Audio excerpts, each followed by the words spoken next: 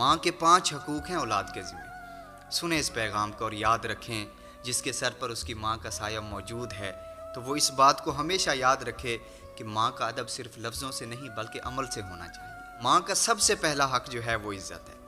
याद रखें, माँ के सामने ऊंची आवाज़ में बात करना, माँ के सामने गुस्से से बात करना, माँ के सामने बदतमीज़ी के साथ बात करना, इसका मतलब ये है कि आपने अपनी दुनिया और आखिरत दोनों ख़राब कर ली।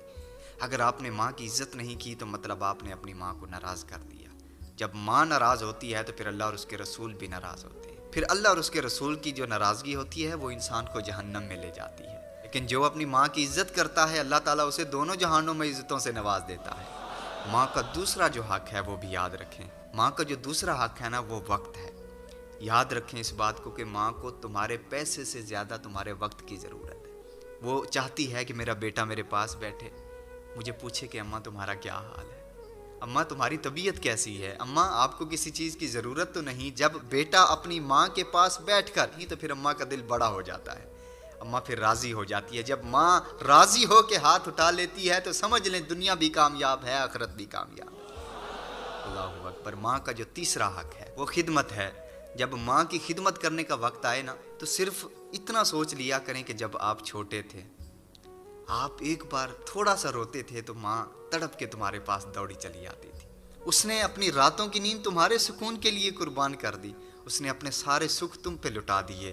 और आज जब तुम्हारी माँ को तुम्हारी ज़रूरत है, अगर तुम अपनी माँ की खिदमत करने से मुंह मोड़ लेते हो तो कितने बदनसीब हो आप। लेकिन जो माँ की खिदमत करता है, माँ को राज़ी करता है ना, तो फिर माँ हाथ उठा के दुआ करती है, अल्लाह मैं भी इससे राज़ी हूँ, तू भी इससे राज़ी हो जा। अल्लाहु अकबर। माँ का चौथा हक़ भी याद रखें। माँ का चौथा हक़ जो है वो है दुआ लेना। जब आप अपनी माँ की खिदमत करते हैं, अदब एहतराम करते हैं, अपनी माँ को राज़ी करते हैं तो माँ दुआ देती है। याद रखें, दुआएं तकदीरें बदल देती हैं, दुआएं ज़िंदगी बदल देती हैं। खुदा न खास्ता कहीं ऐसा हो कि माँ ने बद दुआ कर दी तो इंसान फिर ना दुनिया का रहता है ना आखिरत का रहता है।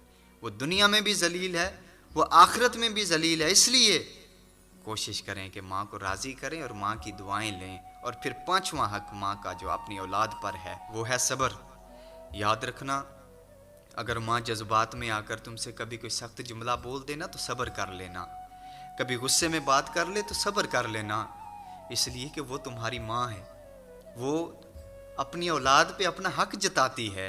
और फिर ये बात भी याद रखें कि उसके गुस्से में भी तुम्हारे लिए भलाई छुपी होती है। इसलिए कभी भी माँ जब गुस्सा करे, आप पर कोई भी सख्त जुमला बोले तो कभी भी ये ना बोलना कि अम्मा क्यों गुस्सा कर रही हो, बल्कि सब्र कर लेना, क्योंकि सब्र करने वाला कामयाब